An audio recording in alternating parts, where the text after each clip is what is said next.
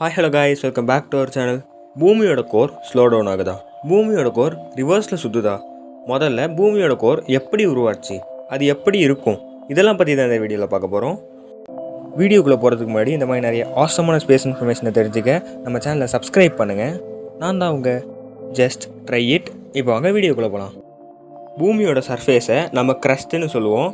And இது சர்ஃபேஸ்லேருந்து 60 kilometre depth வரைக்கும் இருக்கும். அதுக்கு கீழே மேண்டல் இருக்கும். இங்கே பெரும்பாலும் மெக்னீஷியம், சிலிக்கான் மாதிரி மெட்டல்ஸ் ப்ரெசென்ட் ஆகி இருக்கும். இங்கே டெம்பரேச்சர் சுமார் 1000 டிகிரி செல்சியஸ்லேருந்து 3700 டிகிரி செல்சியஸ் வரைக்கும் இருக்கும்.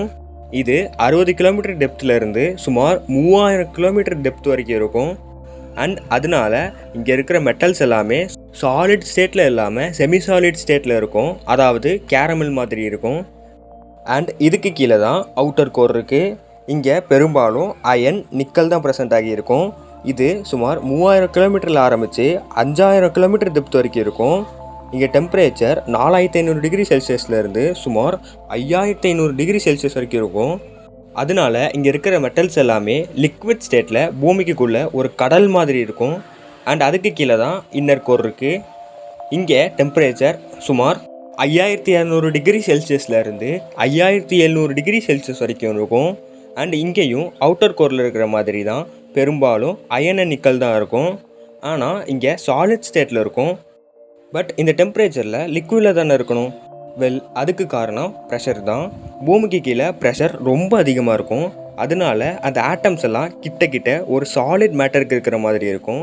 இதனால தான் பூமியோட இன்னர் கோர் சாலிடாக இருக்குது. ஆனால் நம்ம இது எல்லாத்தையும் நேரடியாக பார்க்கல. நம்மளால் அதிகபட்சம் கீழே தோண்ட முடிஞ்ச டிஸ்டன்ஸே சுமார் 12 கிலோமீட்டர் தான். அண்ட் இது ரஷ்யா தோண்டுனது. இது பூமியோட டாப் லேயரான க்ரஸ்ட்லேயே வெறும் 20% தான். நம்ம பூமியோட லேயர்ஸை நம்ம நேரடியாலாம் பார்க்கல.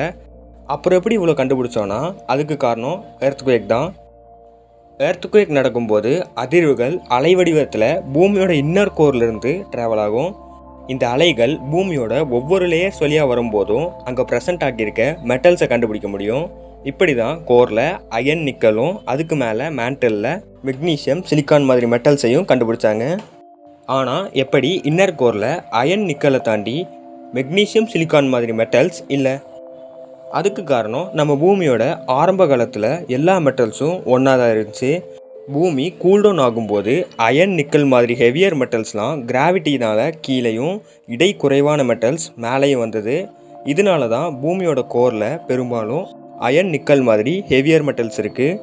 அண்ட் கோரில் பெரும்பாலும் அயன் தான் இருக்கும். இன்னர் கோர் பூமியோட ரொட்டேஷனை சார்ந்து இல்லாமல் இண்டிபெண்ட்டாக சுற்றும். அண்ட் அப்படி சுற்றும் போது இன்னர் கோருக்கும் அவுட்டர் கோருக்கும் நடுவில் எலக்ட்ரான் ஷேர் ஆகும். இது எதனாலனா அயன் ஒரு கண்டக்டர். 2 கண்டக்டர் டச் ஆகும்போது எலக்ட்ரான் ஷேர் ஆகும். அண்ட் எலக்ட்ரான் ஒரு நெகட்டிவ் சார்ஜ். ஒரு சார்ஜ் மூவ் ஆச்சுன்னா அங்கே மேக்னெட்டிக் ஃபீல்டு உருவாகும்.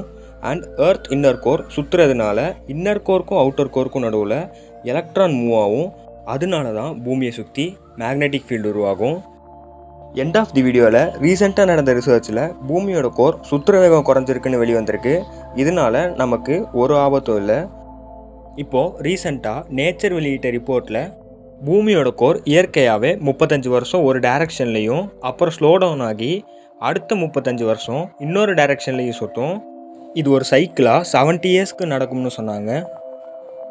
ஆனால் இன்னொரு செட் ஆஃப் ரிசர்ச் பூமியோட கோர் சில வருஷம் பூமியோட ஸ்பீடை விட கம்மியாகவும் சில வருஷம் பூமியோட ஸ்பீடை விட அதிகமாகவும் சுற்றும். அண்ட் இது ஒரு சைக்கிளாக 70 இயர்ஸ் ஒன்ஸ் நடக்கும்னு சொல்கிறாங்க. இதில் எது உண்மைன்னு யாருக்குமே தெரில. ஏன்னா நம்ம இதை டைரெக்டாக பார்க்கல.